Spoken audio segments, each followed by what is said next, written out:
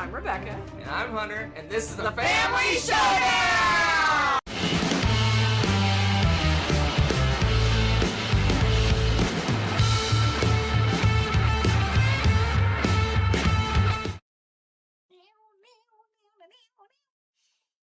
It's time to bid. It's time to bid. Welcome. Greetings. It's time for a top 10. That's a weird intro. You're a weird intro. Sometimes. I don't know. Sometimes. That's all I have. That's all I have, people. Sometimes. How's everybody doing? Hello, greetings and salutations. It's a brisk winter morning in New Zealand. It is. But it's a very hot barbecue kind of July 4th in the States. Me. Oh, God. Okay, I did it. Yeah. Happy 4th of July. So it's, what, 12? 52? 52 Fahrenheit? 52 degrees here. Yeah. Nice. Little cool chilly, day. little chilly. I got my little little chilly. jacket. Got a little jacket. A little chilly. I'm getting old. Hello, another night. I'm getting old. I have to wear a jacket. Oh my gosh, I'm getting old. It is winter. It is the middle of winter. I mean, I think that counts for something, right? And central air and heat's not a thing here, so. Yes. We have a little heater behind us. Yeah, that's nice. So, right. Bottom level. Right here. See? Yeah. That's the extent of the Greetings. heat here in New Zealand. Yes, that's right. And air conditioning. Now, if you're on the South Island, I think that's a little different. But, anyways. No, they used to have wood burning stoves. That's true, too. That's true. No central air. No one in the Northern Hemisphere wants to hear you talk about being cold right now. Not a single person. Not a single person's going to feel sorry for you. Yeah, that's probably true. But I bid. What? I was trying to do a You segue. keep trying to circle back. I keep trying to circle You're back. doing a horrible job of it. Okay, I haven't had enough of the caffeinated beverage All right. to make that smooth transition. Today, we're doing our top 10 auction and bidding games. We kind of lumped them all together. They're They're kind of two separate little categories-ish. Okay, according to BGG, you have auction, and then you have 10,000 different auction kinds. So My favorite was auction dexterity. I skipped that one. What on earth is auction I have no dexterity? idea. There was like two games, I think. They were auction dexterity. Anyway. I am mystified. So if your auction dexterity game is not on our list, I'm sorry. I stopped. I just went. So when I made mine, it was games that have auctions in them. I don't know what kind of auction they are. They're auction bidding. There you go. That's my. We'll talk about auctions a lot on one of mine, so we'll get there. Okay, good. The types good. of auctions will be discussed. I ranked mine by how much it felt like auctioning. Like to me, like the component felt like auctioning, and then of course how much I liked it too. Well, I did my usual. Your scientific endeavors, yes. So I narrowed it down to. I guess I go by vibes, and Hunter's over here with his scientific 14 method. games, and then I rated them based on how auctiony they were, and That's definitely the term. How auctiony they are. That's the technical term. And how much I like them. So the merging of the two. So the ones that I like more and are more auctiony are going to be towards the top of the list, and then the ones at the bottom will probably have one or the other, probably. Right. Like I like it, but not as much auction. Or auction, and I don't like it as much. All right. What the heck? Dude, computer, internet, come on.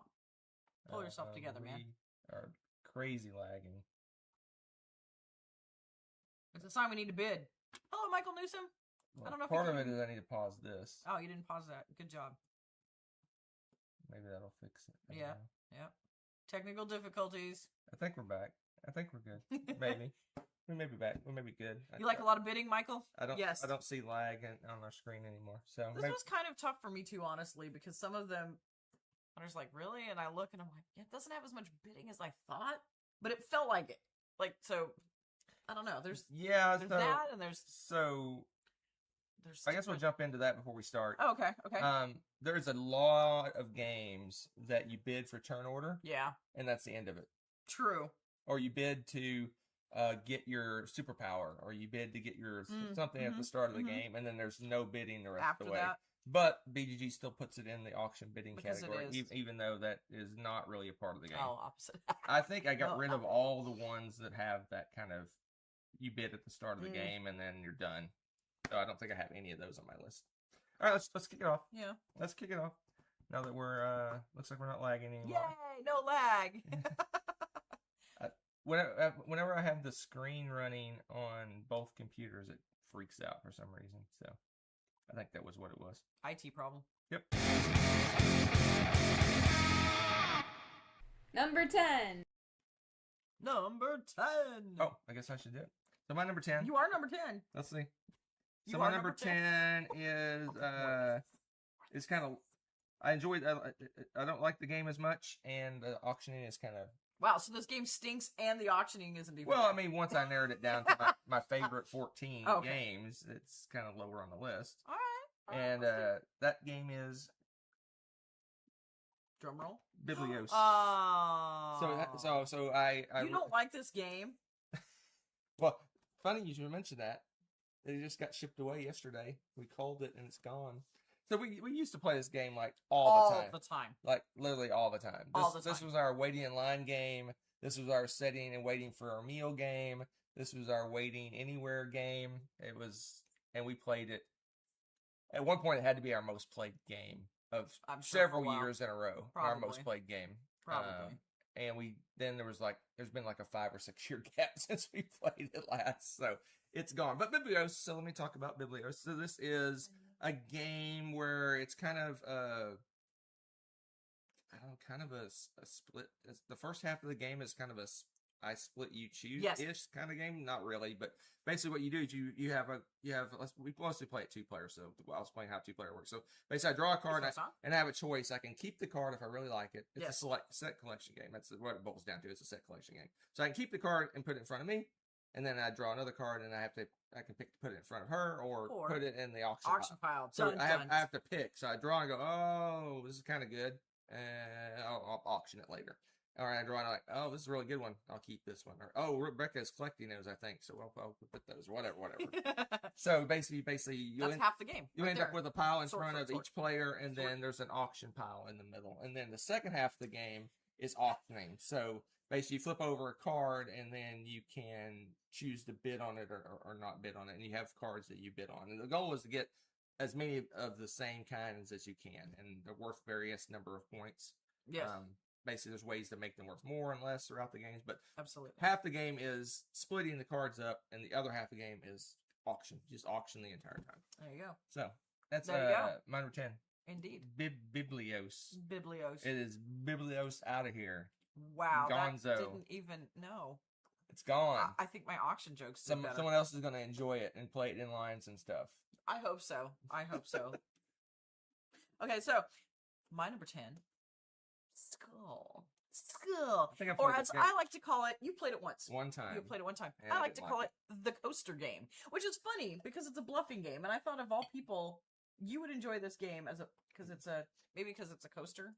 I don't know. I think he accidentally put his drink under one of his cards and he lost. I just didn't like it. It seemed way too lucky and way too random. Oh, nah. Yes.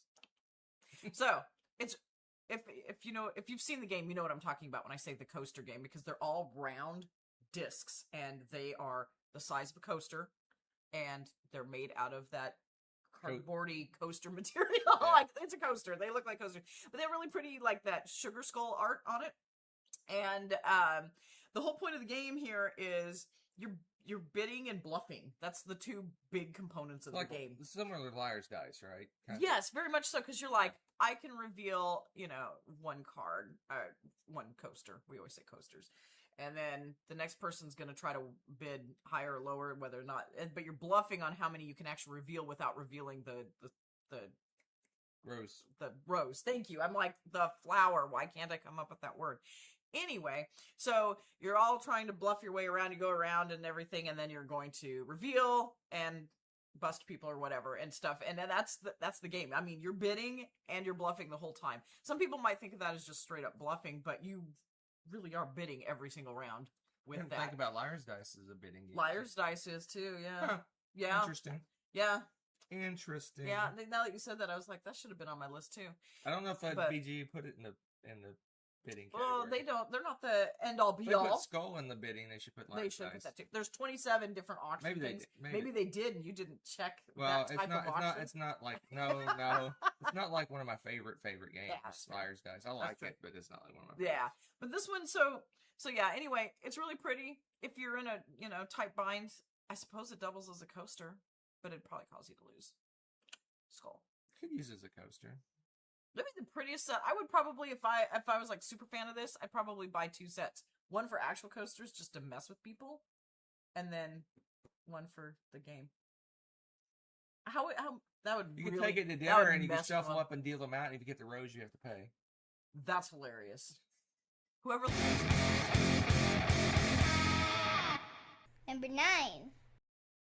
You cut me off. I was just thinking that would be the best dinner thing ever. I feel like we need to buy that. Okay, bluff your way. No. All right, my number 9. What's my number 9? I looked at the wrong number. I was confused by my number 10. Uh-oh. I was looking at the wrong numbers. Uh-oh, we're in trouble. Oh, this one's an oldie bit of goodie. I don't think we have this one anymore. I think we got rid of it because it was just kind of okay, but it does have bidding and stuff in it. By his standards. It's just okay. Pan Am.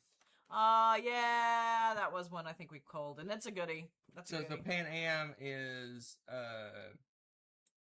worker placement game-ish, but it's got a very kind of unique worker placement system. You're basically bidding to go to spots. Yeah. So basically, when you go to a spot, you put one of your tokens on it, and it has like a bidding track of like free, $1, $3, $5, $7, whatever. And so I kind of want to go to the spot. I'll put it on the $1. And then Rebecca goes, well, I really want to do that, so I'm going to go and put it on the $3, and then I get bumped, and I can put it somewhere else. Right. So basically, eventually, you're going to end up with all your guys on different spots, and you have to pay the price to go to those spots. So if you really want a spot, you can go max, and no one can block you, but then you're paying a crap ton of money to do it. So it's got a similar, I don't know what, I forget what they call the auction system for that, but where you bump the auction bumping or something. I don't know what that's. That's not the technical term. Was it Dutch? No. Dutch American? No. Dutch French? No. Dutch Chinese? No. Dutch? I don't know what the name of. There were so many different auctions. But it's like stockpile. Stockpile is the same way. When you bid for stacks, you basically put it on a value, how much you bid for it. Yeah. And then someone else would come along and bump you, and then you go somewhere else, and it goes until everyone has a unique spot on the auction thing. So it's interesting. It's like a worker placement bidding game. It's interesting how that works. So yeah, we liked it. It was okay, but the game seemed. I like that game. It's okay. I liked it a lot. Like it was fun too because it's the little flight routes and it has the little planes and it's just fun to. Yeah, it sucks. Okay. No, it's good. It's a good game. No, it's a really. We just had to make hard choices on what we had to make hard. Yeah, I was gonna say we had to make hard choices. Hunter is talking rudely. These games wouldn't be on my list if I didn't enjoy them. So. Well, I know this game is gonzo because I took it to my board game club in the States because Hunter's like me doesn't like this game. Oh, I know what's coming. I enjoyed this and I played this game a lot, and that's the game of 49. So bad. I don't know why you hate this game so. Okay. I've had some great plays of this game, but yeah, Hunter hates it. Yes, it's all about the fun. Exactly. And I have fun when I play this game. I don't know, which is funny to me because it reminds me a lot of Acquire. It's got a little gimmick. It's got a fun little. Maybe that's why I like the little gimmick things. You're given $49, and the board is 49 squares. Okay, and you're trying to collect tiles and groups of tiles and stuff. It's very similar to Acquire, but you only have that $49 to bid on the tiles to get those certain pieces that you want throughout the game. So when your square or your spot comes up, do you waste, a lot of money fighting for it? Or do you live to fight another day and get some secondary ones you don't want as much? I don't know. I enjoy the bidding in that one. I think it's a lot of fun because you've got this really tight game of, like, just... you have to have money left over. You have to have money left over to be able to bid later. Or do you? Do you think you can rely, solely on the victory points and stuff in your area that you already built? It's tough. It's tough because everyone also has $49. Everyone's got that money. I don't know. I enjoy the game a lot. I know it was probably given out for free at BGG Con or something, which usually means game. But I have enjoyed a lot of plays of that, and it was very popular in my board game club at the States. So Yeah, to be honest, I don't even remember why I hate the game so much. Exactly. I just know I rated it a 2 and moved on.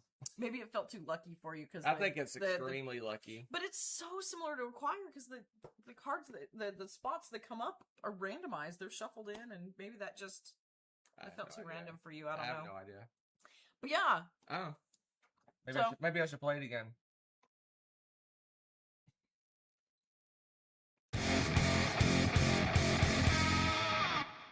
Number 8. All right, let's look at my number 8. I don't think the little wicked chuckles that you make when you do ornery stuff like that pick up on the mic. I don't think people hear. All right, my game for number 8 is I don't like it as much. It's probably the one I like the least of all the games on here. I thought you were gonna say, but it has the biggest auction component than any of the games on my list. And that is Modern Art. Oh, I haven't even played this. This is a game you've played. So Modern Art is a straight up auction game. It's basically you're auctioning off paintings and you're trying to. I don't think I've played this. So basically, when you play, I made a little note here. Okay. There is 5 different auctions you can pick to auction how you want to auction off the painting, and so this explains 5 of the types of auctions. I'll go through them just for your information. Okay, yes, please. So the first one is open auction, and that's where you just yell.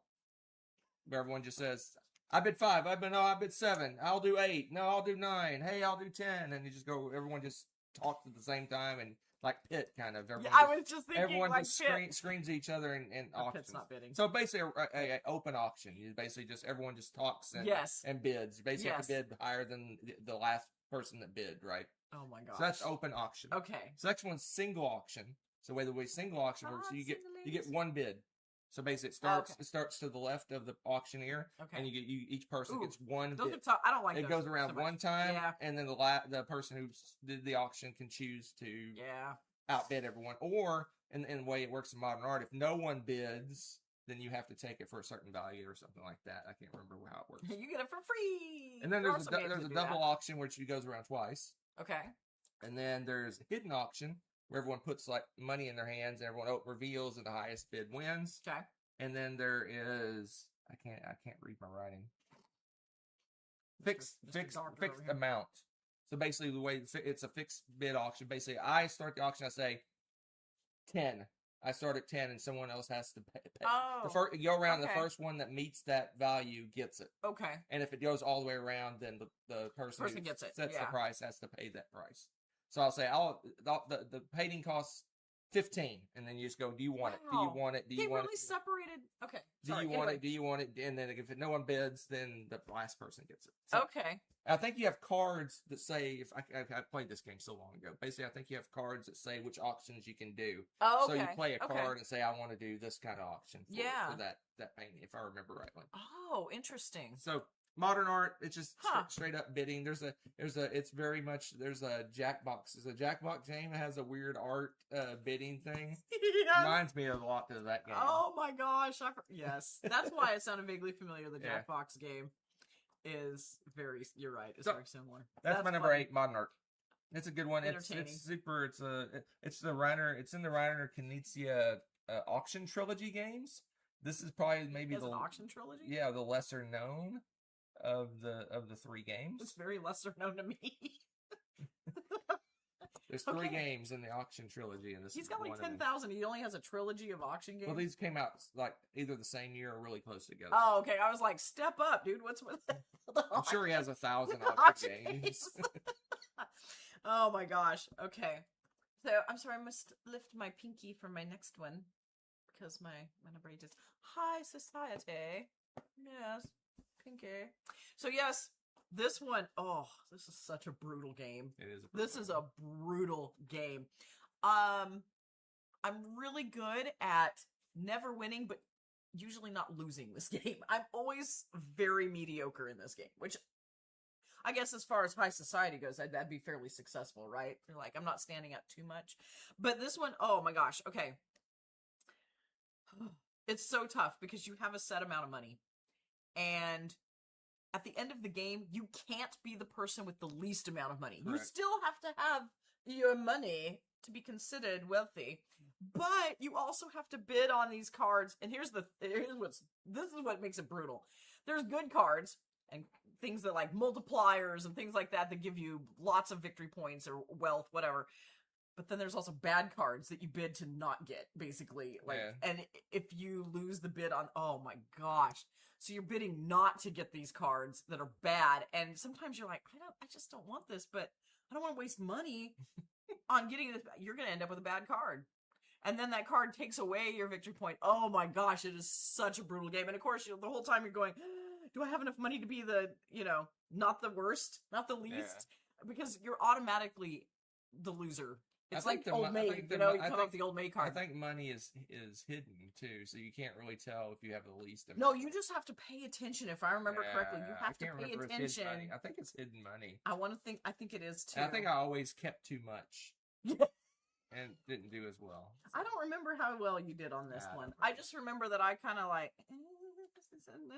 Yeah, this box down here is the old... That's the old... We old had a... one. There's a new release that came out recently that looks better than that. Okay, I was gonna say that's not the box we had. Yeah, it is. That is? Yeah. I don't remember the box looking like that. That's the one we had. That's interesting. It came in a little tiny little... Yeah, it was a really tiny... I mean, it's one of those that you could put in the quivers, because you could just... But this has been reprinted box is and way too big. nicer box and all that good stuff. Yeah, I was gonna say, I don't remember the art being that bad. I guess because so busy panicking trying to survive.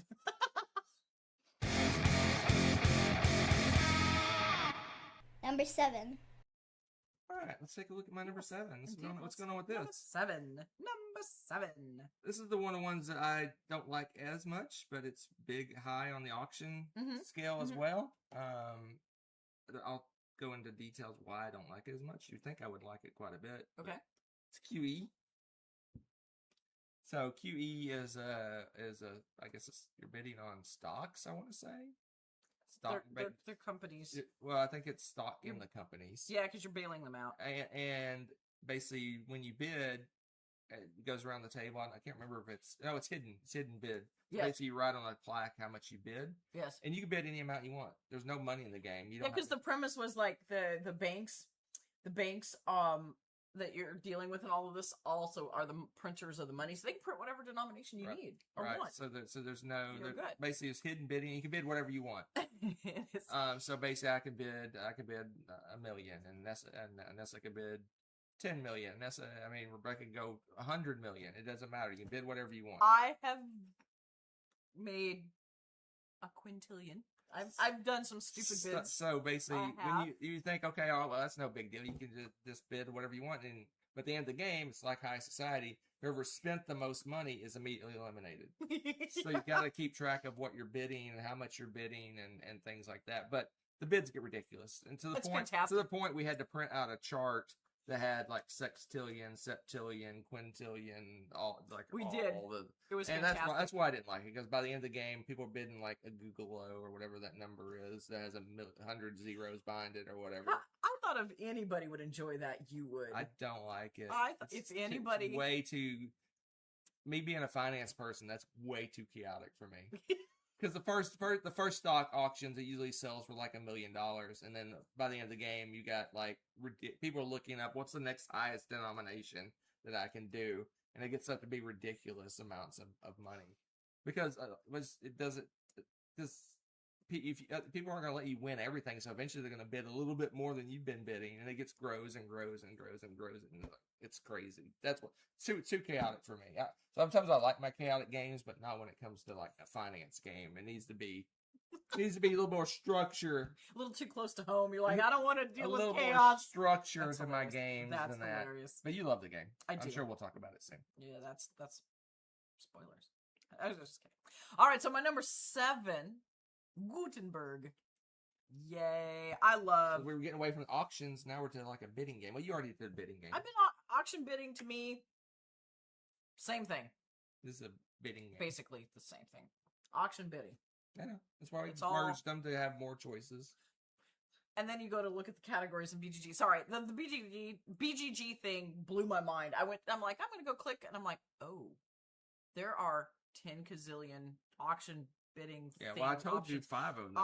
Yeah, and that's only 5. There were more, so it kind of blew my mind. So I just kind of eeny, meeny, miny, moe when I was looking at stuff for details. But Gutenberg, basically each section of the board, and this is one of the games that has one of the best, most useful boards. We almost don't need to even look at the rules to go and play this game again. Because you pull everything out, it's like, okay, how do we start? Okay, we can play the game. Because the board, you go down the board, everything's in order as you do this. But for each section of the board, you're basically, each round, you're doing a little secret bid of how badly you want to do that action first. Or at all. You're choosing to do it at all. So you got your little secret board, and you're choosing these things. So whoever put you, I think it's like six, 7 tokens. Depends on what number of players, but yeah, I think it's 7, 8 for 2 players. That's true. Yeah, we play mostly 2-player with this one because it's just a quick go-to, fun mid-level game, mid-weight, I should say.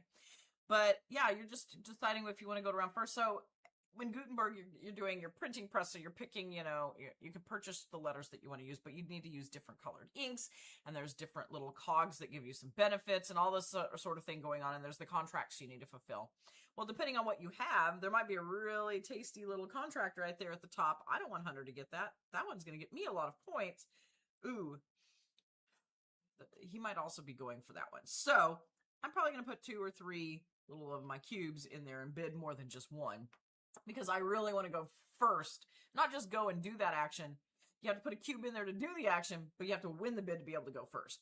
So there's a lot of choice, thinking back and forth what you want to do for each one. And then everybody reveals what they've got, what are the priorities, and then you just go, okay, you're first, I'm second, next set. I'm first, you're second, next set. It's great. You just go right down the board, choosing everything. So every round, you've got to bid all over again to decide what's the most important. Oh my goodness. I love Gutenberg. It's smooth like butter. So it's basically bidding for turn order, but you're bidding for each category. Each category. So it's really interesting. Yeah. And you do that every round. It's right. You do it every round. So it's not fantastic. Just a start like 5 tracks. Yeah. You basically bid for turn order to start. And, right. And that's it. And you move on, and then you do all your stuff after that. Right. I love it. Yeah, that's it. Yeah, that's a goodie. That's a goodie. Where's my button? Where's your button? Number 6. All right. Number 6. Let's see. Number 6. See what I got for number 6. What do you have for number 6? Oh. He doesn't sound so thrilled. Castles of Mad King Ludwig. Oh. So this is kind of a... Did I? Almost a reverse auction in a way. Maybe that's why. So basically, what you do each round, there's the it player, the active player, whatever you want to call it, the auctioneer, and there you'll get a set of tiles. You get a set of I think it's 5 or 6 tiles. I can't recall. You get a set of tiles, and then there's a list of prices. So you have like 15,000, 10,000, 5,000, 4,000, whatever. And basically you go, okay, you take all the tiles and you slot them into the different prices. So basically it's like the modern art fixed price auction. So basically I'd say, okay, this one's going to cost 7, this is going to cost 10, this is going to cost 5. So it's almost like reverse. So the prices are set, and then the other people decide whether they want to pay it's worth it or not. Price or not. And if you have a tile you really want, like, oh gosh, I really want this tile. 15. No one will buy it for 15, and then someone ends up buying it for 15. So basically, it's deciding, okay, Rebecca really wants this one, so I'm gonna make it expensive. And then basically you're bidding. It's basically you're taking the knowledge of the game state, what's going on in the game, and deciding the price is wrong. Like, oh, no one's gonna want this crappy tile. I'll put it at the fullest price, whatever. Yeah. And then Rebecca goes, yay, I get the one I want.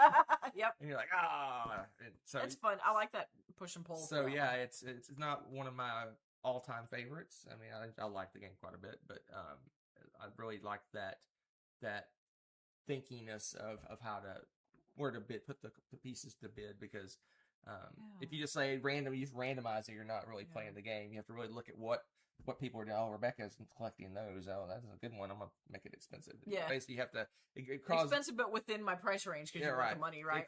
But yeah, that's the thing. You get the money for all these things. So it's like really. A lot of games your games you play, you do your own thing. You're here. You kind of. And then, but this one, you really have to pay attention to what people are doing, what they're going for, what the bonus, like the achievements you're trying to get that are set for the game. Wow, this one's one of the ones that's for an achievement. I'll make it expensive, right? So it really makes it interesting and not just standard Euro game where you're doing your own thing. I love that game. Castles of Mad Kingly Wig. I guess I felt by your reaction, I think you didn't put it on your list. I didn't, because I didn't think of it as, I think like you said, because it's a reverso sort of, I didn't think of it as a bidding game like that, which is funny because, like, you're right, it basically is. But, oh, I love playing that game. Love that game. It's all right. It's goody. All right. So we're on number 6? Yep. So my number 6, bidding is... I almost feel like maybe I should have put it a little bit higher because the bidding feels very strong in this one, and that is Power Grid. Not hello. Okay, well, you got them switched, so I'll just do this one. So, Coimbra. Hunter accidentally. Oh, you changed them, and you didn't tell me you changed them. No, I had them changed. No. Yes, I did. No. Yes, I did. No. Yeah, if you look at the orange, there's big arrows drawn over it. No. It's okay. Whatever. Who cares? Spoiler alert. I did shift here. So Coimbra. We'll talk about Coimbra. Yeah, look at the orange underneath there. It still says the same thing. No, it doesn't. This is 6-5. Yeah, and then I drew a bunch of arrows. Why are you arguing about it right now? I'm talking about the game. So, Coimbra. I protest. Coimbra. Did we already talk about Coimbra? No. Go ahead. You threw me off. Oh I'm off my game. Where's the... Interesting. Okay. I need some of your coffee. Yeah, apparently. So Coimbra.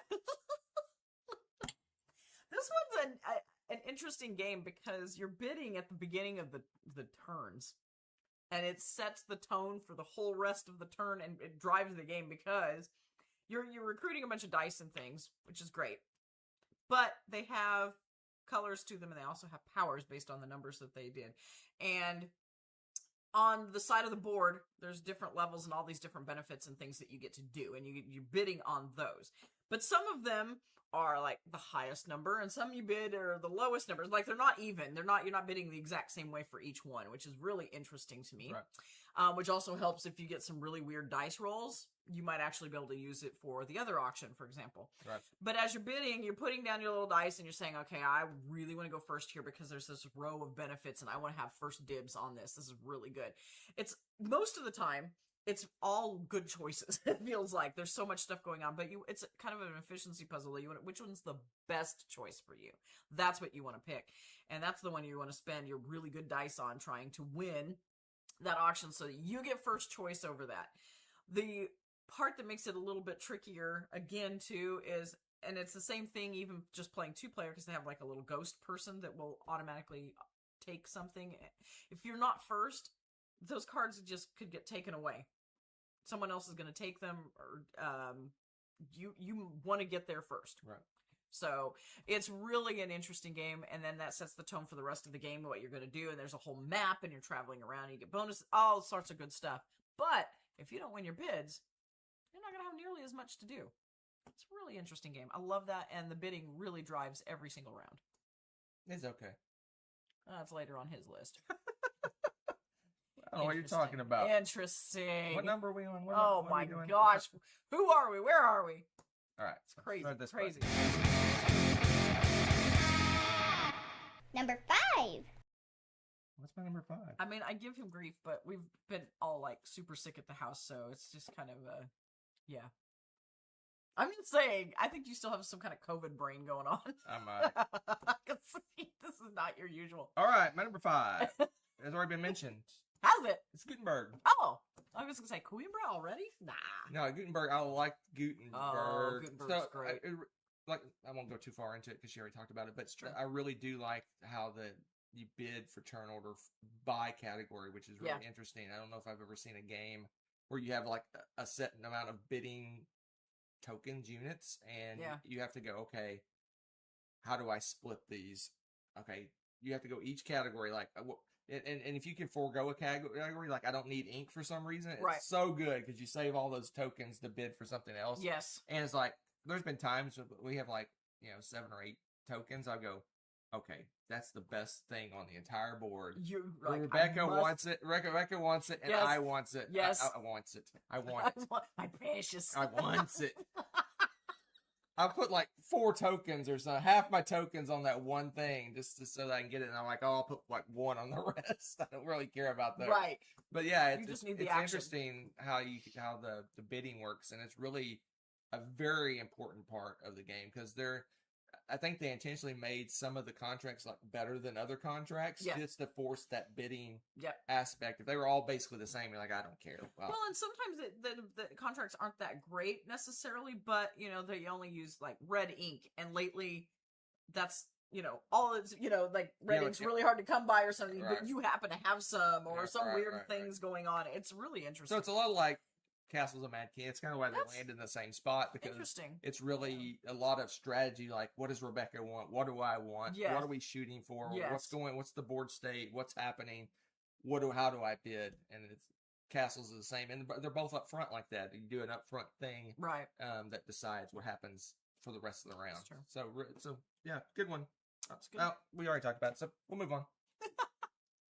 All right. Well, this one's been spoilered. You guys know my friend Power Grid.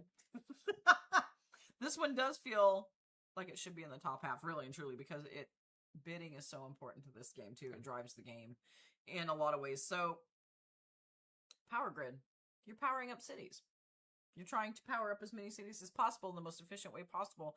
There's different resources that you need to use for this, from fossil fuels to wind energy. There's all these different power plants, of different types, and that's where it gets exciting. Because you're bidding to get these different power plants to power the city, and you need the different types of energy. So it's all dependent on what kind of energy do I have, or do I think is the most efficient, or it's an upgrade of one you have. So it's taking less of the fuel. Maybe you're using fossil fuels, but it's using less of them. So you want to fight to get that, so you're not just spending so much energy. You're trying harder and harder to get these better power plants. But so is everyone else. Hence the bidding. And so there's an interesting balance with this game too, that I normally don't like super mathy games. This game is so mathy. Not in a complicated math way. Like, there's not heavy math, but it's a lot of budgeting. Right. You've got to budget through your entire round how much money you're going to have, because you don't get paid until the very, very end of this thing. Oh, it's tight. So you got to remember, I still have to buy my fossil fuels and my all of this stuff at the end that helps power the plants that I do have. So you're buying all of this stuff and you're keeping track of that. So you have to be very careful when you do your bidding. It's really good. Solid game. A lot of people still playing this game to this day. It's very popular. Yeah, this didn't quite make my list just because I guess the bidding's not as strong, just because, in my opinion, just because it's only the plants. You got so much other stuff. You're buying the fuels. You're buying all this other stuff. Powering plants. You're basically got the area control on the board. There's all this other stuff. That's the only reason it didn't make my list. But yeah, it's a good one. Oh, see, it feels like a huge component for me. Well, yeah, and like you said, you almost have to reverse budget. Like, I need this much for fuel. I need this much for this, and so I've got $42 to bid on plants. How am I going to do? How am I going to bid? Yeah, it's just woo. Sometimes it's very, and then you end up not getting the plant you want. So now you're like, oh crap! Now I've got to buy more of this other thing, and you got to have your backup plan. Your money the whole time. You're like math. And you just throw the money up and cry, and you move on. Actually, I've never done that with this game. Shockingly, you'd think that I would be the one that would be doing that, but I have not. Number 4. All right, number 4. Let's take a look. So now we're getting up to the ones that I really like and are super strong auctions. So now we're in the meat of the list. The meat of the list. Now? And this is one of the Rainer Knizia. Man, you got more than one on your list. Auction trilogies. His trilogy is. Unfortunately, I played this game so much. Oh, I know what game this is. That I don't want to see it ever again. He is the fun god. He is the sun god. Rah, rah, rah. I played this game so much to get ready for the World Series, and then I ended up getting destroyed by, like, I think I played the first round. I played the guy that ended up winning the tournament, and he was like super mega good. savant, raw savant guy. Raw savant guy. So I got second place by a long stretch. Like third place was way behind me, but he more than doubled my score. And he was just annihilated. I'm like, That's okay, there's a whole funny. nother level of this That's game that funny. I didn't know about. It's like now that I watched him play, I was like, can I do another round? Because I know his tricks. I know how to play now. I know his tricks. That's funny. So yeah, Raw is it's all auction. The whole game is auction. Basically, you're putting out cards, and at some point you can call for an auction, and then you have bidding tokens, which is a really cool aspect of the game. Everyone has bidding tokens that are worth a certain value, and you bid, and then whoever wins the bid gets the auction. But they also take the token that's in the middle from like the last previous bid, and then your token goes in there. So basically, if you may not like the cards, but wow, there's a high value token in the middle for I could set me up well for next round. Or the opposite is like no one, it's a good set of cards, but the token is like a complete garbage token. So I'm gonna mess myself up for the next round. So there's that whole there's a whole when you bid on something, you just bid on whatever's out there. But this is you're bidding on how well I can bid in the next round, which is really, really interesting. A really interesting aspect of the game. And this game has no right to be as good as it is. I swear, I love this game. It's very straightforward. I love this game, and I'm not a huge fan of a lot of the mechanisms, but I love it. I love the pressure luck at the end. Basically, you end up with the last token. You can just keep flipping over cards, but if you end up busting, you end up with nothing. Yeah, there's only so many like bad tokens. I forget what the bad tokens are called. Only so many of those can come out, and the round ends. So if you push too much, then you end up getting nothing. So that's fun. It's I really enjoy the game, but I just played it so much getting ready for the World Series that it's like, oh, I don't want to see that. I'm probably getting to the point where I'd probably play it again, but you'd probably destroy me now because yeah, it's a really fun game, and it really has everyone involved. You're rooting for him to flip over the bad token when they're pressing your luck, and when do you call for an auction and things like that, and you're just like, can I put one more? You want to go to auction it? It's really really cool game. The other just to complete the trilogy because it's not on my game is Amun-Re is the third game in the auction trilogy. I didn't realize that. Okay, that version of the newer version of Raw is so nice looking too. Really nice looking game. So we had a crappier older version. We did. It wasn't as nearly as pretty. Although it looked pretty nice too. It looked pretty nice. All right, my number 4. It's the rhyming game. I love it. It's the Lizard Wizard. I love this game. It's got gorgeous art. It's just a smooth playing game. This is probably one of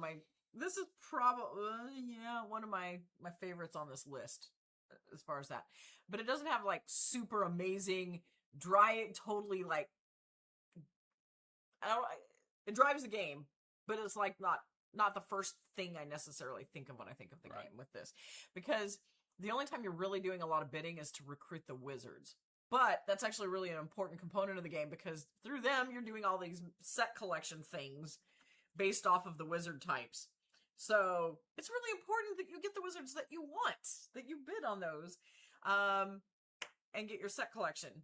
So obviously that's really important, but it's not the only thing going on in the game. There's quite a bit going on with it, there's all these different ingredients and potions and things and how you pay for stuff. There's a lot more going on than just this particular auction. But again, if you don't have your wizards all lined up, you're going to lose out on so many victory points. It's quite painful. Is the auction for the lizards? Yeah, for the wizards. I thought the auction was for the buildings. It might be for them too, but it's definitely for the wizards. I just remember that auction wasn't, to me, the auction's not as strong. It's more of a stock market game to me, and less so an auction. That makes sense. That's why I got kind of bumped. That's one of my all-time favorite games. But this is just a wonderful game. Didn't seem as strong, but it is a bigger part of the game. Yeah, but it is. Yeah, interesting, huh? I know, and it's such a fun game. Love that game. It's garbage. Wow. I gave it a 10. It is. Number 3. No, I was actually at 9. Was it a 9? I was going to say, you gave it a 10. 9. All right, where are we at? What are we on? What are we number 1? You just watched it, man. What number was it? 3. Oh, 3, yeah. 3. I'm kind of tired. Yeah. 3. We already talked about 3. Coimbra. I told you it'd be back. Coimbra. Coimbra. I can't roll my R's. Coimbra. How do you do it? Coimbra. No. Anyway. Coimbra. Yeah, I really like this game, and like she said, you're drafting dice, and the dice have a color, which is important, but also have a value, which is important. And you're bidding to there's like a tableau of cards, and up at the top there's like superpowers for the round, I want to say. Yeah, those are important too. I didn't even mention those. When you bid, you basically say you say, okay, I'll take my 5 die and I'll put it on this, and basically your order of where you are in the bidding, who is the order you get to pick those cards. Very similar to Gutenberg. You go down the list, and whoever has the highest bid on each one of the things. Very organized. And also for 2 players at least, I think it's for most of the players, other than maybe a full player count. There's a ghost bid, so there's a die placed on each of the different spots. Yeah. And when that number comes up in the order, there's a kind of an order of operations. He'll take this particular card or whatever, and he just kills it. So you have to look. He's like, okay, if I put a 1 there, the ghost player, NPC, whatever you want to call it, the robot, is going to go before me. Right. And he's going to kill that card. And like, oh, that's the card I want. It is one he's going to remove. You know it ahead of time which one the of what's left. The ghost. What's player, left? Yeah. The ghost player. What they're going to get rid of. So you're like, oh gosh, I have to go before him. Yeah. Because he's going to eliminate it. Like, oh wait, Rebecca might want that card too. So he's really a whole deciding where to put your values. And like she said, the lower values, well, actually, I think the top one with superpowers, it's the lowest number wins. So basically, if you have a really bad die, it can be used for that. Yeah, it's really, I like the fact that it's not always the highest number that wins that. So you actually have a fighting chance no matter what the dice ended up rolling that round. But a lot of times you might want the particular color, the base color of the die, more so than you don't care what the number is. Like, I really need a gray to be able to move up a gray track or whatever. Yeah. Right. So you really, that has a little bit of it, a little bit to do with it as well. But yeah, it's a really cool bidding game. I like I tend to like games where you have to think. Yeah. You don't just go, okay, I like that, I'll bid 10. Right. I'll bid 11 or whatever. This is really, you have to analyze, okay, what's out there? What do the players want? What's the end the ghost player going to do? And there's like a lot of analysis to do. And I like games like that. There's a lot of those on my list, as you can see. Yes. All right. What are we doing? My number 3 has been mentioned before because I like it apparently way more than Hunter does, and that is Biblios. This is half of the game. Half of the game is the bidding. Yep. Because the first half of the game, that's the part we always fly through, because especially when we're waiting, because we're so used to playing the game. It's like, oh, I think this is good. Give to him. I just put one in there that's bidding, and stuff. And so you're trying to give, and it's a combination of the matching set cards and then different types of money denominations. So sometimes you really want a lot of money. Other times you really want to start collecting your set. So you're trying to think about that. What might make a difference for which colored sets you have is at the beginning you've got the dice. They're not used as dice. They're basically just markers to tell you how many victory points that they have a set are worth.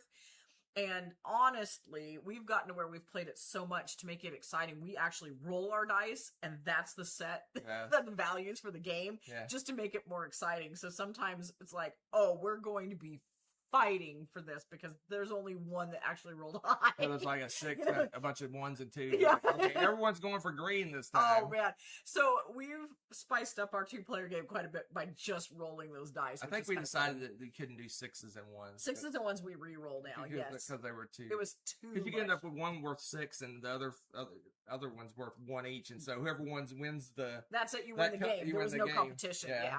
So we did that. We house ruled it. Yes. Just to make it more exciting. But normally they have set values. Like there's 3 that are worth like 4, and there's 2 that's worth 4, 3 that's worth 3, or something like that. And the cards are things that do change the values of the dice up and down a little bit. Right. So you bid for those things too, which is also very valuable. Right.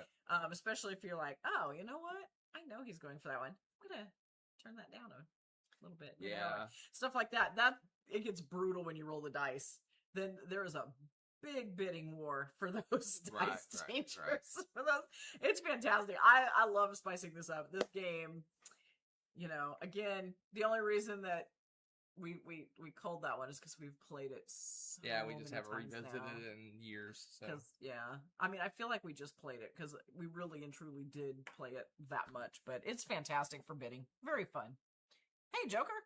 all right, let's do this. Number 2. I love how you just call it chipmunk speed. My number 2 hasn't been mentioned yet by Rebecca, but I'm sure it's Ooh. going to be. Okay. Because this is like one of our favorite auction games. Okay. And that is Furnace. Oh my gosh. So yeah, we played this at, where did we play this? Was it at Dice Tower Con? It was at a convention for sure. I'm pretty sure it was Dice Tower Probably. Con. We played this I think game. so. And we played it. It was in the hot games area when it first came out, and we played it. We're like, this game is really good, like really good, because it's strong in all aspects. But what's cool about the auction in this game, I won't go too much. I guess I'll go first. Go for it. And then you can talk about it later because I know you love this game. You can push the button. Mine's the same. It's Oh, my is it number two? 2. It's my number 2. Oh, it's your 2 as well. Yeah, Okay. that's really funny. Anyway, so Furnace. the auction's really cool because it's very much like Raw. You have bidding discs. Yeah. That you're going to bid on cards, and these cards are basically engine building cards, basically like I don't know, basic equipment, whatever that do process materials. Yeah. So basically, you bid on the card, and if you win the card, it goes in your tableau, and then you fire off your tableau, and it does. Okay, this one gives me 2 ore, and then the next one spends 2 ore to give me 2 money, and then blah blah blah. And then you're basically cranking through this engine, and you're basically feeding and gaining resources and cranking out victory points and all that stuff. But the auction is really cool because obviously the high bid wins the card. But if you lose the card, at the top of the card's a little resource like a consolation prize. We call it consolation. I don't know what they call it. It's something other name. Yeah, we call it consolation prize. So basically, if you lose the bid, let's say maybe I'll get like 2 ore if I lose. So maybe I really need 2 ore. Maybe I'll go, I'll just bid 1 on this one, Yeah, and intentionally lose so that I get the ore. But also the trick is the number you use is the multiplier of that good. So it's like, okay, if I bid 3, I think Rebecca will bid 4 on it. So if I bid 3, I'm gonna get 3 times. I'll get 6 ore for that card. And Rebecca bids 2, and I'm like, I don't want the card. Yeah, it's so funny. And then in 2-player, there's a ghost player that does some weird stuff that kind of throws a wrench into it that makes you have to think a little bit But more. it's not annoying because otherwise I would say, oh, I hate this game because. But it gives you more to react to. Otherwise, it's like, okay, I know Rebecca only has a 1 and a 2 left. I'm gonna put a 3 on here, and I know I'm gonna win. No, it doesn't bother me. I know I'm gonna win, but then with the ghost player or whatever, he can flip over a 4, and I can end up potentially losing. Right. So it adds a little more, makes it a little more interesting, that bidding system. But it's a really cool system. A lot of games when you lose an auction, you may get your money back or you may lose your money. This one you actually get a bonus for losing, which is unusual, but really cool. And we play the variant where you have to put your cards at the front and the back. You can't put them in the middle. I think it's a variant for the game. It makes it more challenging. You're like, okay, I really like that card, but it's not going to work on either end of my grouping. So I think the generic game you can reorder every round. You can reorder your cards, which is kind of easy mode. I think we got to where we were playing with the. Basically, you have to put it at the end or the front or the end of something like that. Yeah, to make it more challenging. Ooh, yes. So confession time. I'm not a huge fan of auctions and bidding. Nope. I knew that. Not a huge fan. This was actually Michael was talking about how this is a tough list for me for that reason as well. And I like auction and bidding. Yeah, you like auction and bidding. I don't, because they're punishing you. You know, a lot of times you're bidding for that, and even if you lose the bid, you lose whatever you bid for, and it's like, I'm just throwing money or resources or something away every time. Okay, there's that too. Maybe I'm not that great, but still, it's annoying. I don't like that you're just throwing that out there. Furnace solves that. Furnace does not have that, which is one of the reasons it'll always be one of my absolute favorite games for many reasons, but especially we're talking about auction and bidding, because it has designated tokens for the task of bidding. So you're always getting them back. You're not losing resources. You're not losing anything. You're just bidding, and you have a priority of what you're bidding for. Love that. Absolutely love that. Why don't more games do that? That's a good point. Why don't more games do that? I don't think we mentioned that enough. That's one of the biggest shortfalls of auction games is like, how much do I bid? Yeah. What is this card worth? Is it worth 10? Is it worth 20? Now, some games are designed to have that sort of thing in mind. So I get that. Some of that is supposed to be. But a lot of bidding games, no. You don't need to. Furnace is proof of that. Right. And they need to use that more. It's so elegant and so fun.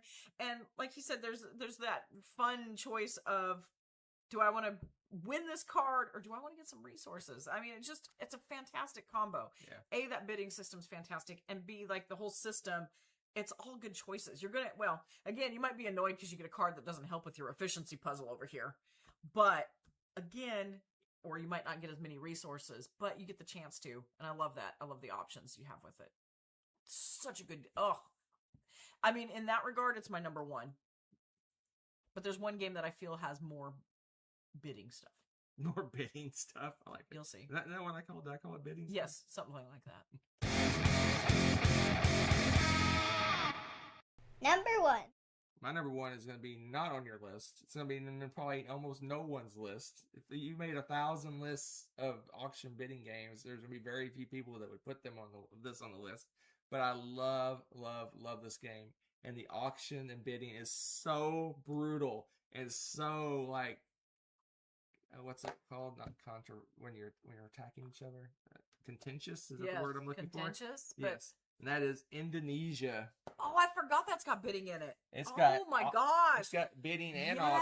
auction. So it does have the turn order thing where you bid for turn order, which is part of it. But the big thing is when companies merge and you have an auction of those companies. It is so brutal. This right here is the game. So brutal, and I love it. I love when the companies merge, because then you're like, okay, so basically you merge the company. You're like, oh, how much do I bid? And then there's this whole going around and bidding. Everyone's like, it's just like, I can't. It's just, this game. I love this game so much. I hated that. It's so good. I love this game so much. This is one of my all-time favorite games. My favorite auction game. It's not even close. The second place is like way behind this game. Yeah. But this is a splatter game, and this is a complicated game. It's a super heavy game. Very mathy, very number crunchy, very all that stuff. It's definitely not for everyone, but it's like one of the perfect games for me. I love this. This was like when I went to BGE Con in Dallas every year. This was the first thing like I got to sign up to play this game every year. Yes, because I've done. I played it the one time, and I'm like, the first game I signed up for. I love this game so much. Yeah, you do. I would own it, but it's a 3+ player game, and it would never get played. And but not by me. But I love this game so much. Yeah. I would play it for you. It's just it really. I'm just gonna lose. It really gets heated in a good way when you merge companies. It really feels like. It really feels like that you're. This is what I was just talking about. I don't like the punishing. It's brutal. And it's not my kind of brutal. And if you bid too much for the company, let's say if you overbid, you're probably going to lose the game. Mergers in this game, when companies merge, bidding for those games, those companies are like one of the most important aspects of the game. You're like, how much do I bid? So basically, if I bid, let's say I bid $300 for this merger, is that merger going to get me $300 in profit? Yeah, before the end of the See, game. I'm terrible at guessing that stuff. If I can't earn my money back for that company by the end of the game, then I've lost money. So you have to really go, okay. And there's times when you know, okay, this bid will lose money, but you're forcing the price up. So it's almost a game of chicken. You're like, okay, $300. And you think the company may only make, you think it'll only make $250, but you're like $300. And the other guy goes $305. You go $310. Like keep pushing. You're like, who's gonna stop first? It's just so this game. I'm gushing about this game because I really like this game. No, you should enjoy that game. It's one of my favorites. This is your chance to gush and talk about it because you're in a safe place. But I love this game. That's so good. Yeah, like Hawk School goes, oh, it's 3+. How devastating for you, Rebecca. It's like, yes. I'm so torn. I was like, oh no. You can't get that so game. Good. This game is so good. It is. It's a really good game. It is a not for me game. My business acumen, non-existent. Yeah, so, like, you almost have to have a finance major to play this game. I feel like that to be any good because I'm like, I've got my company. Wait, you bought my company out from under me? Oh, I bought this other company. Oh, I just paid more than it'll ever profit? Cool. That was my game. That's the summary. Oh, I lost by how much? cool. Never playing this again. There you go. There's my summary of don't Indonesia. hate. No. I'm just saying. Is your for game me, of 49? This is my game of 49. This is where I'm like, nah, we're good. We're good here. All right, what's your number one? No surprises here. My number one, I'm sorry. Hunter didn't like the mathy chaos, but I embrace it. And that is QE. I mean, if you're going to talk about bidding games, I feel like this is like the quintessential bidding game. It was way up on the bidding scale, but it was way down on the how much I like it scale. Yeah, and I enjoy it. Like, Furnace, the bidding's not as essential in the game, so I put it in my number 2, although favorite-wise, but for QE I really like, and it feels like the bidding is the whole thing. Yeah. The premise, I had to look it up, honestly, because I didn't remember what the premise was.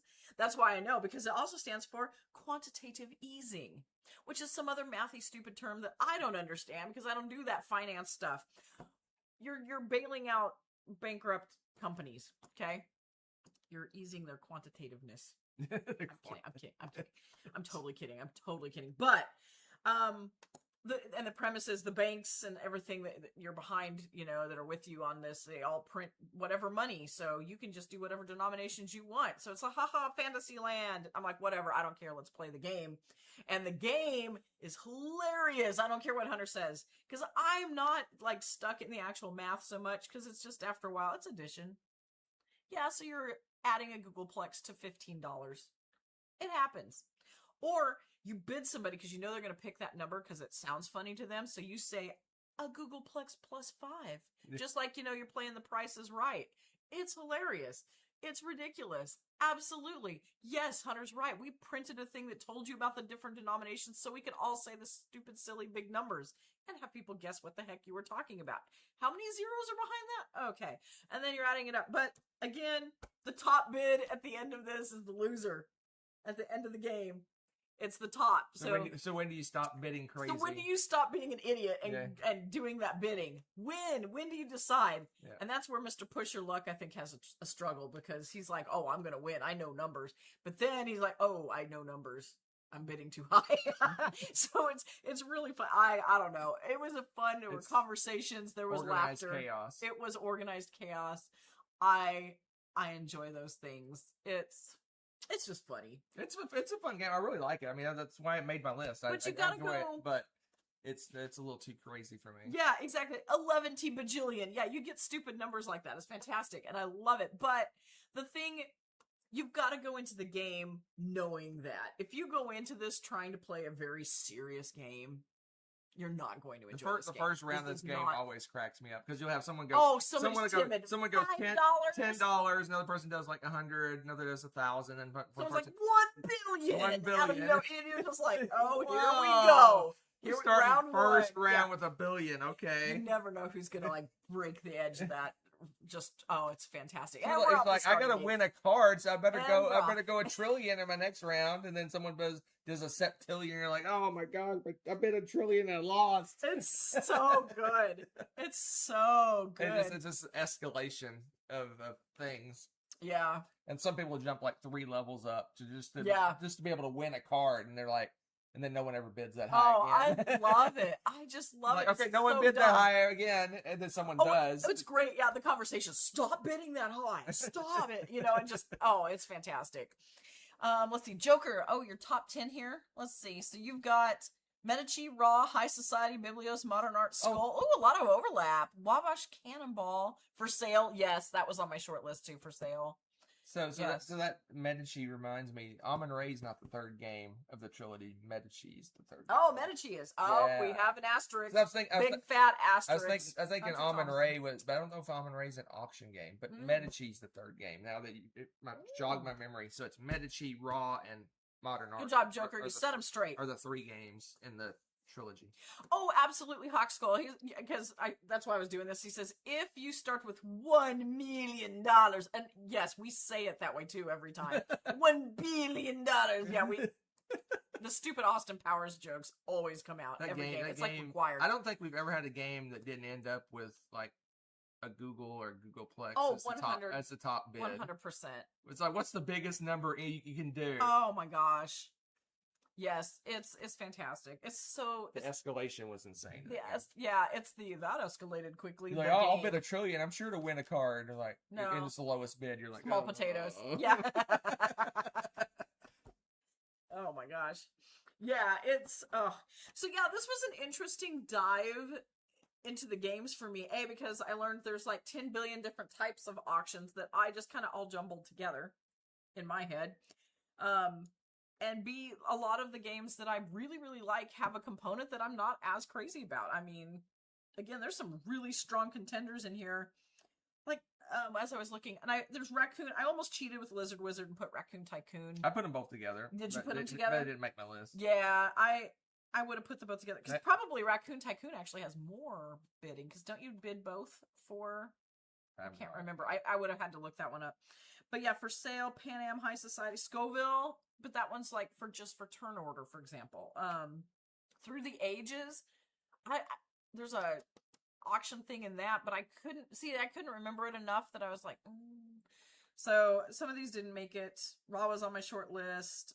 Downforce is on there. Like, it's funny how many games use it for like a little tiny element, like Hunter mentioned early on, but don't have it somewhere else. Graham's number. Yeah, there's so many different auction games. There's something where it's got a component to it. What? It's not Newsfjord. What was the Jorvik? Yeah. Jorvik, isn't that considered an auction? That type of auction? It has like the same as that stock market game. Stockpile and Pan Am. Yeah, and Pan Am, like where you bid, and if someone outbids you, you get bumped. I didn't think about those until after. Actually, you don't get bumped. It's even more brutal. You don't get bumped. You just lose your bid. Yeah, and I just don't like those. But I really like those games. It's interesting. It's a weird mechanism for me. Is there anybody like, if you're a huge auction person and we missed your game, put it in the comments because I'm really auction curious. dexterity is hibachi. You flip the disc to bid on different things. Yes. And I can't remember about Pirate Tunes. I don't know what Pirate Tunes is. I can't remember. I remember playing that game. But I can't remember. Did play that. Auction dexterity. I don't remember what on earth you did with that. Anybody know that one? Pirate Tunes with auction dexterity. Auction dexterity. That's so odd. I'm sorry. That's just a weird one for me. Oh, the reason it's auction dexterity is you bid, whoever goes to the spot to bid first wins. So it's a scramble to bid on different spots. So whoever goes there, whoever puts their bid down at the spot first gets that spot. Or something like that. That's dumb. I could see a hibachi, but that's just dumb. You have to not stink and throw your tiles everywhere. That doesn't count as dexterity.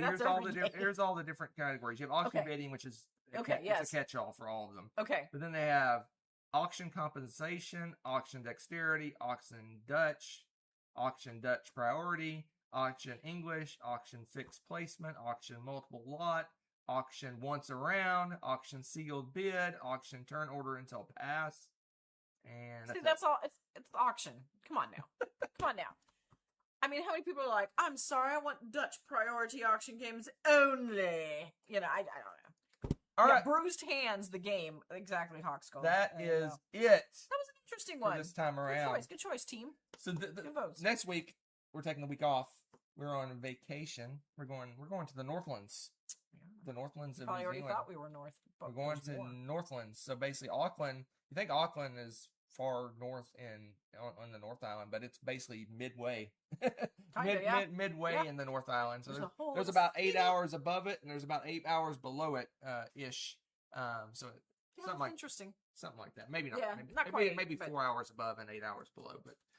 There's a big chunk of the North Island that we have not been. I've only been. What's the line? Take one more step, and it's the furthest I've ever been. Oh my gosh, you say that every time we do a new trip. So basically, I've only been like maybe you've been 20 or 30 kilometers north of the city center. Yeah, you have. Like I've gone a little bit. And there is like.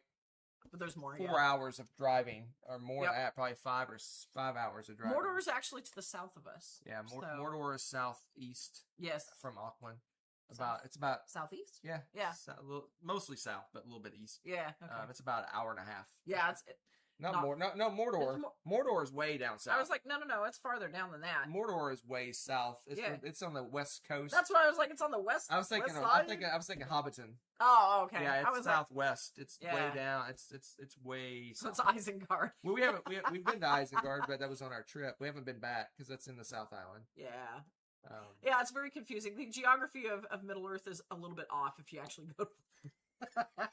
Isengard is just this big giant field. Yeah, and they put the thing in the middle of the field. Basically, you can see when you're in the field. You can see where because there's mountains. I think there's mountains in the background. There are. And there's like a forest off to the side, and then it's just this big giant cow pasture, basically. Fantastic. And so they basically took photographies and they CG'd the model into the photography. Bigature.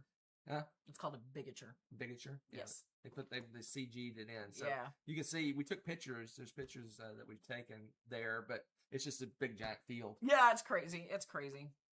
So yes, did we move here just for the Lord of the Rings stuff? Yeah. Possibly. A little bit. We haven't been to Mount Doom yet. We need to go to Mount Doom. That's going to be a trip. That's also something that you need to do in good weather. Yeah. It's not recommended to go during crummy weather. It's not a winter trip. It's definitely a summer trip. I think so. All right, that's it. So we're taking a week off, and then a week after that, Shenanigans. We may talk a little bit about our trip, but for the most part, we'll do our shenanigans. We may do a reverso again. I enjoyed that. That was funny. That was fun doing a reverso. That was fun. It's fun to mix it up every once in a while. So we took a little brain break. Right? Yeah, we got to cause trouble. But what's funny when you're doing your rankings, I'm like, so I want to You're like ready. I want to talk about it. I'm like, okay. You're used to it. I just sit there and just. Now you know how it is on the other side. You're like, I would not have put that there. Interesting. Or I have these great ideas. I'm like, I want to talk about my great ideas. I'm like, we could do a panel and be like, discussion. Where should we compromise on this? All right, that's it, folks. We'll see you happy 4th, everyone, next time in the States. Yeah, and happy second place to Hawk School and the British. Wow, shots fired. Thanks for watching. If you enjoyed this video, give it a like. Click subscribe to join our wonderful viewer community. Want to be notified when we upload a new video or go live? Click on the little bell below.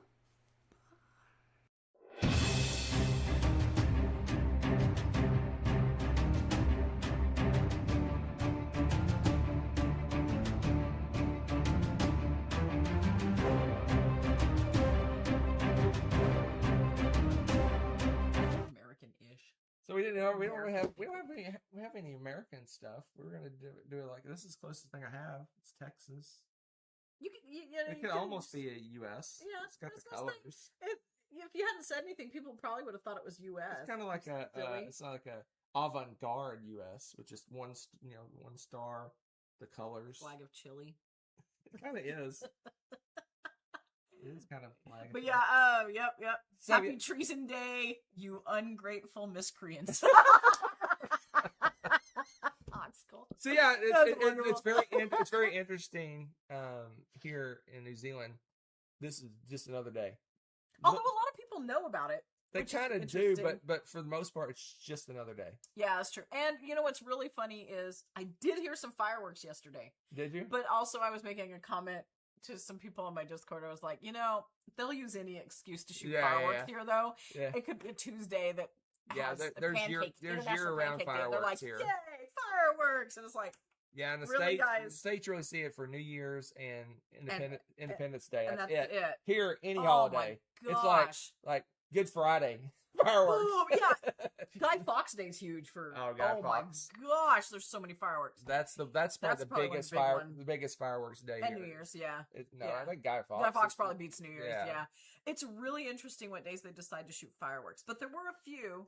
But I don't think they were actually Americans shooting fireworks yesterday. I think it was just people doing their let's shoot it. It's 4th of July. Yay! Yeah, last year at work, I'm obviously not working right now. Exactly. But last year at work, I think one or two people came by and said, "Oh, Happy Independence Day." Yeah.